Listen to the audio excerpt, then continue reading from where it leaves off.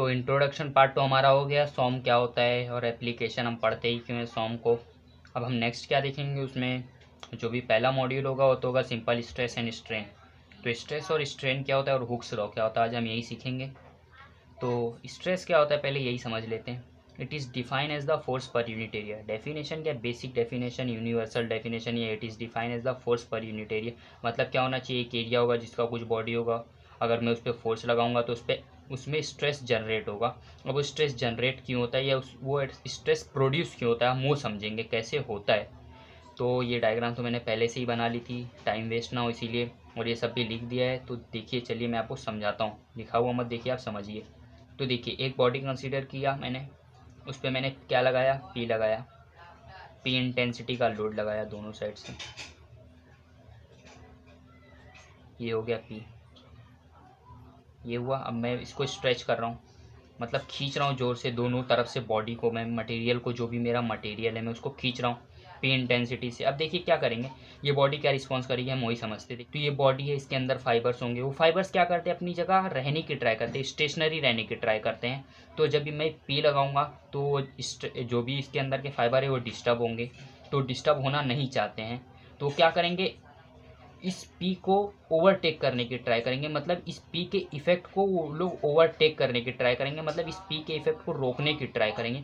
तो इस पी को रोकने के लिए क्या करना पड़ेगा, ये मेरा एक्शन है, तो न्यूटन्स का लॉ क्या कहता है, रिएक्शन करना ही पड़ेगा मटेरियल को। तो रिएक्शन कितना होगा, जितना एक्शन होगा उसका अपोजिट होगा।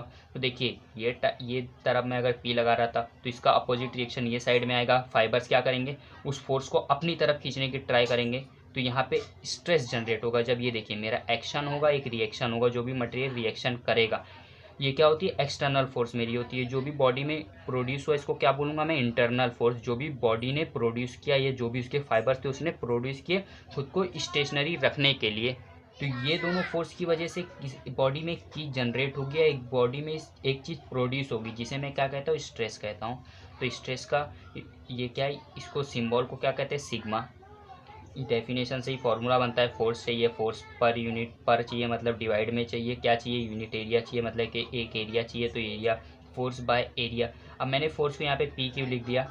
अब देखिए बॉडी के अंदर कितना स्ट्रेस जनरेट होगा, जितना मैं पी लगाऊंगा, आप कभी नहीं बता सकते, इम्पॉसिबल है बताना कि इंटरनल फोर्स कितनी जनरेट हो रही है, प्रोड्यूस हो रही है। तो मैं न्यूटन्स के लॉ से क्या कह सकता हूँ, जितना मेरा एक्शन होगा उतना ही रिएक्शन होगा। तो मेरा एक्शन एफ नहीं, मेरा एक्शन क्या है, पी रहेगा हमेशा। मतलब जो भी लोडिंग रहेगी, आप एफ लेके भी सॉल्व कर सकते हैं। मैंने मेरे क्या कर दिया, इसको पी कर दिया, पी डिवाइडेड बाय एरिया। अब यूनिट क्या लूँगा मैं, अब देखिए फोर्स है मतलब क्या रहेगा, न्यूटन रहेगा, किलो न्यूटन रहे, मेगा न्यूटन रहे, गीगा न्यूटन रहे, रहना क्या चाहिए, न्यूटन तो चाहिए ही चाहिए, फोर्स की यूनिट, बेसिक यूनिट। डिवाइड में क्या चाहिए मुझे, एम चाहिए, सेंटीमीटर चाहिए, मीटर चाहिए, उसका स्क्वायर चाहिए, L/2 चाहिए, लीनियर डायमेंशन की पावर क्या चाहिए, 2 चाहिए। अब लीनियर डायमेंशन कुछ भी हो सकता है, सेंटीमीटर हो, मीटर हो, किलोमीटर हो, जो भी रहे। मैंने क्या एक स्टैंडर्ड सेट कर दिया, ये तो मैंने न्यूटन रख लिया, ये मैंने रख लिया। आप चाहे मीटर में लेके सॉल्व कर सकते हैं, सेंटीमीटर में भी लेके सॉल्व कर सकते हैं। मैंने क्या कर दिया, स्क्वायर कंसीडर करूँगा। अब मैं जितने भी एग्जांपल करूँगा हमेशा क्या ट्राई करूँगा, मैं आंसर इसी यूनिट में लाऊँ, न्यूटन पर स्क्वायर। तो ही आप एक स्टैंडर्ड सेट कर लीजिए कि तभी आप पूरे जितने भी क्वेश्चन, आपको जो भी क्वेश्चन गिवन रहेगा उसका डाटा मैं क्या करूँगा, पहले तो जो भी फोर्स रहेगी न्यूटन में लाऊंगा, जो भी डायमेंशन रहेगी उसको में लाऊंगा। तो इसी वजह से मैंने न्यूटन पर स्क्वायर फिक्स कर लिया, ये हो गया। अब सेकेंड चीज़ क्या है, स्ट्रेन। स्ट्रेन का डेफिनेशन पढ़ते हैं, it is define as the amount of deformation.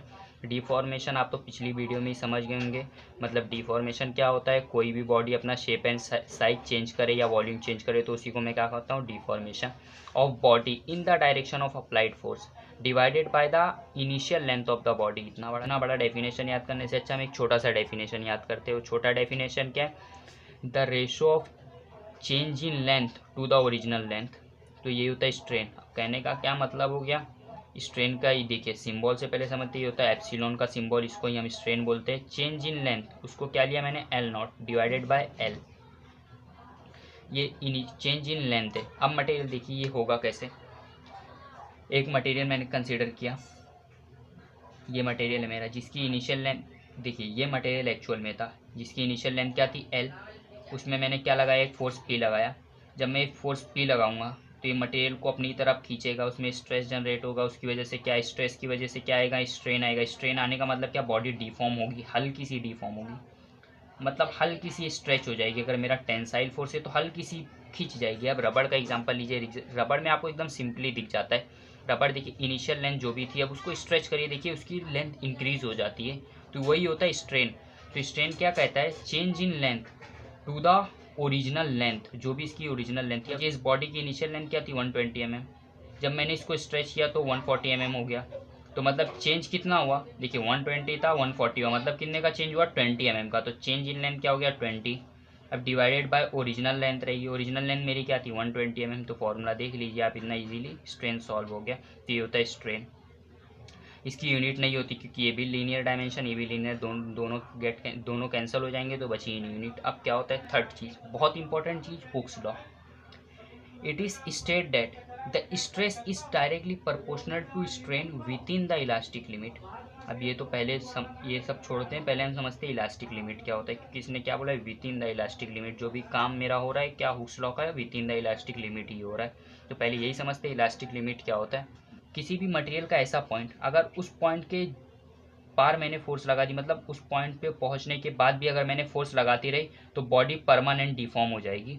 Permanent deformation का मतलब क्या होता है, वो बॉडी अपने ओरिजिनल शेप में कभी वापस आ ही नहीं पाएगी। तो देखिए उस पॉइंट से जो भी इलास्टिक लिमिट, वो पॉइंट, उस पॉइंट से पहले अगर मैंने एक्सटर्नल फोर्स रिमूव कर दी तो बॉडी क्या हो जाएगी, ओरिजिनल शेप रीगेन कर लेगी। मतलब अगर समझिए एक बॉडी है, यहाँ पे देखिए एक बॉडी है, इस पर मैंने फोर्स लगाया। अब इसका जो भी डायमेंशन था, इनिशियल डायमेंशन A0 था, अब मैंने इस पर फोर्स लगाया। अब ये बॉडी डिफॉर्म हो गई, डिफॉर्म होगी मतलब शेप चेंज होगा, साइज चेंज होगा, एरिया चेंज होगा। तो एरिया क्या हो गया, A1 हो गया। अब ये क्या हो जाएगा, जब मैं ये फोर्स को लगाते गया एक पॉइंट पे पहुंचा, जिस पॉइंट को मैं क्या कहता हूँ, इलास्टिक लिमिट कहता हूँ। इस इलास्टिक लिमिट पे मैं पहुंचा। अब देखिए यहाँ पे क्या होगा, अगर ये फोर्स मैंने हटा दी तो ये बॉडी जो थी A1 हो गई थी, वो क्या वापस से हो जाएगी, A0 हो जाएगी, ओरिजिनल शेप में वापस आ जाएगी। अगर ये फोर्स मैंने नहीं हटाया, उस पॉइंट के पार पहुंच गया और लगाते चला गया, तो ये बॉडी हमेशा के लिए A1 हो जाएगी, या जो भी इसका एरिया चेंज होते चला जाएगा। लेकिन ये A0 कभी नहीं हो पाएगी, ये कभी नहीं हो पाएगा। A1 हो जाएगा, A2 A3 A4 जो भी चेंज होते गए, लेकिन A1 कभी हो ही नहीं पाएगा अगर इलास्टिक लिमिट से बियॉन्ड मैंने फोर्स लगा दी या उसके बाहर फोर्स लगा दी। तो यही होता है इलास्टिक लिमिट। अब क्या कहता है हुक्स लॉ मेरा, it is state that the stress is directly proportional. क्या मतलब डायरेक्टली प्रोपोर्शनल का मतलब क्या, अगर मेरा स्ट्रेस बढ़ रहा है तो मेरा क्या बढ़ेगा, स्ट्रेन बढ़ेगा। तो स्ट्रेस जब भी बढ़ रहा है मेरा स्ट्रेन बढ़ेगा। तो यही मैं कहता हूँ stress is directly proportional to strain. ये होता है स्ट्रेस का सिंबल, ये होता है स्ट्रेन का सिंबल। तो अब मुझे डायरेक्टली प्रोपोर्शनल का साइन नहीं चाहिए, मुझे एक फॉर्मूला बनाना है। तो मैं इसको हटाने के लिए क्या लगाऊंगा, एक कांस्टेंट लगाऊंगा, जिसे क्या कहते हैं हम, यंग्स मॉड्यूलस। इसका सिंबल क्या होता है, ई। यंग्स मॉड्यूलस या किसी भी मटेरियल का इलास्टिक लिमिट, उसी को हम कहते हैं यंग्स मॉड्यूलस। तो अभी यहाँ से देखिए स्ट्रेस का फॉर्मूला, अब देखिए ई मुझे फाइंड करना है, तो ई क्या हो जाएगा, स्ट्रेस डिवाइडेड बाय स्ट्रेन। ये हो गया, ये देखिए यहाँ पे मल्टीप्लाई में, यहाँ जाएगा डिवाइड में हो जाएगा, तो ये होगा। स्ट्रेस का फॉर्मूला मेरा क्या कहता है, P, force per unit area. Strain क्या कहता है, change in length divided by original length. अब मैं इसको अच्छे से सिंप्लीफाई करूँगा, मतलब ये देखिए डिवाइड में, तो मैं ए को नीचे ले जा सकता हूँ, ये एल नोट को एल डिवाइड है तो इस एल को मैं ऊपर ले जा सकता हूँ। देखिए ऐसे होगा, ये एल ऊपर चले जाएगा, ये एरिया यहाँ पे नीचे चला आएगा, तो ये हो जाएगा P L divided by A into L not. ये फॉर्मूला बन गया। जब भी मुझे किसी भी मटेरियल का यंग्स मॉड्यूलस फाइंड करना है, मैं उस पर लोड लगाऊंगा, उसका लेंथ मुझे पता होगा, उसका एरिया मैं लेंथ की वजह से जो भी डायमेंशन रहेगा उसकी वजह से एरिया फाइंड कर लूँगा। उसमें कुछ चेंजेस होंगे तो वही होगा मेरा चेंज, स्ट्रेन होगा, उसी वजह से मैं क्या किसी भी मटेरियल का यंग्स मॉड्यूलस फाइंड कर सकता हूँ इजीली। अब हम ग्राफ से समझते हैं इलास्टिक लिमिट को एक बार, और हुक्स लॉ को। एक छोटा सा ग्राफ है, ज़्यादा मतलब बड़ा ग्राफ नहीं, और भी मतलब किसी भी मटेरियल का ये ग्राफ नहीं है, जस्ट मैंने समझाने के लिए आपको ग्राफ बनाया खुद से। तो अब क्या कहता है मेरा, ये मेरा स्ट्रेस है, ये मेरा स्ट्रेन है। एक तरह मैं स्ट्रेस इंक्रीज़ कर रहा हूँ तो हुक्स लॉ क्या कहता है, अगर मेरा स्ट्रेस बढ़ रहा है तो स्ट्रेन भी बढ़ना चाहिए। तो मैं स्ट्रेस को ये डायरेक्शन में बढ़ा रहा हूँ, स्ट्रेन अपने आप ये डायरेक्शन में बढ़ता जाएगा। तो इसी वजह से क्या होता है, इसका जब मैं ग्राफ प्लॉट करूँगा तो ये क्या आती है, इंक्लाइंड लाइन आती है। किसी भी आप चीज़ का ग्राफ बनाएंगे जो डायरेक्टली प्रोपोर्शनल हो तो उसका ग्राफ क्या आएगी, इंक्लाइंड लाइन आती है। इसको बोलते हैं स्ट्रेस वर्सेस स्ट्रेन ग्राफ। अब क्या होता है देखिए, इस ग्राफ में क्या होता है, मैं स्ट्रेस बढ़ाते जा रहा हूँ, ये देखिए स्ट्रेस यहाँ से इंक्रीज होते जा रहा है, ये देखिए समझिए, यहाँ पे मैं स्ट्रेस ले रहा हूँ, यहाँ पे स्ट्रेन आएगा कुछ, यहाँ पे स्ट्रेस ये पॉइंट है, यहाँ पे कुछ स्ट्रेन आएगा। देखिए ये भी इंक्रीज़ होते जा रहा है, ये भी इंक्रीज़ होते जा रहा है। अब देखिए ये पॉइंट होता है इलास्टिक लिमिट। ये पॉइंट क्या होता है? Elastic limit. अगर इस पॉइंट पे मैं पहुँचा, अगर मैंने ये स्ट्रेस हटा ली, स्ट्रेस हटाने का मतलब क्या है? मैंने फोर्स हटा ली। अब स्ट्रेस क्यों होता है? फोर्स की वजह से ही होता है। अब मैंने फोर्स हटा दी तो बॉडी जो भी थी ना वो अपने इनिशियल जगह, जो भी इसका लेंथ था, ये देखिए यहाँ से समझिए, मैंने लिखा हूँ ये हटा के फिर। तो ये देखिए, अगर एक बॉडी की लेंथ क्या है? एल। अब जब मैंने स्ट्रेस लगाया तो बॉडी क्या हो गई? L plus L not. L not का मतलब क्या? जो भी उसमें चेंजेस हुए, ये हो गया एल नॉट। अब मैं इस पॉइंट पे पहुंचा, इस पॉइंट पे पहुंचते ही मैंने फोर्स हटा दी, एक्सटर्नल फोर्स थी उसे रिमूव कर दी। तो ये क्या होगा? ये जो भी चेंजेस हुए थे वो वापस से किस में हो जाएंगे? एल वापस हो जाएगा, जो भी मटेरियल का इनिशियल लेंथ था। अगर समझिए इस पॉइंट के मैं बियॉन्ड चले गया, मतलब ये पॉइंट पे पहुंचा, मैं फोर्स लगाते चला गया तो परमानेंटली ये हो जाएगा, ये होता है, ये हो जाएगा। तो इसी वजह से आप एक और चीज़ समझ गए, एक होता है टेम्पररी डिफॉर्मेशन, एक होता है परमानेंट डिफॉर्मेशन। टेम्पररी डिफॉर्मेशन कब होगा? जब मैंने इस पॉइंट से पहले अगर फोर्स हटा ली तो टेम्पररी डिफॉर्मेशन था, वो अपने शेप एंड साइज में वापस आ गया। लेकिन इस पॉइंट के बाहर चला गया तो परमानेंट हो जाएगा, प्लास्टिक में हो जाता है चेंज मटेरियल। प्लास्टिक का मतलब ये होता है क्या? कोई भी बॉडी जो अपनी ओरिजिनल शेप में वापस आ ही ना पाए।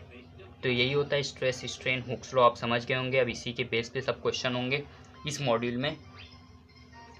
तो अगर आपको वीडियो अच्छी लगी है तो सब्सक्राइब जरूर करें। Thanks for watching.